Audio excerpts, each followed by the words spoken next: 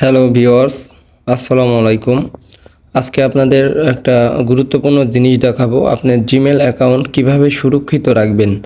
এজন্য একটা two step verification mobile number দিতে হবে এবং এই নাম্বারটি দেওয়ার উদ্দেশ্য হলো আপনি এই জিমেলের ভিতরে যায় সেটিংয়ে যাবেন, গুগল অ্যাকাউন্টে ঢুকবেন, ঢোকার পরে সিকিউরিটির ভিতরে যাবেন।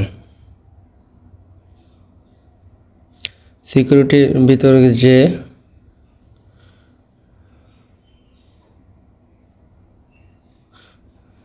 টু স্টেপ ভেরিফিকেশন একটা অপশন আছে, আমারটা করা এই জন্য ওইভাবে আসতেছে না। টু স্টেপ ভেরিফিকেশন ওখানে চাপ দিলে আপনার একটা নাম্বার যাবে, ওই নাম্বারটা দিয়ে ওকে দিবেন, তারপর একটা কোড যাবে, কোডটা ওকে করলেই আপনার জিমেলটা সুরক্ষিত হবে। এরপর থেকে আপনার কোনো জিমেলে বা কেউ লগ ইন করতে গেলে বা কোনো করতে গেলে আপনার মোবাইলে একটা কোড যাবে, ওই কোড দেওয়া আগ পর্যন্ত কেউ আপনার জিমেল ব্যবহার করতে পারবে না। এই নিয়মটা অনেক ভালো।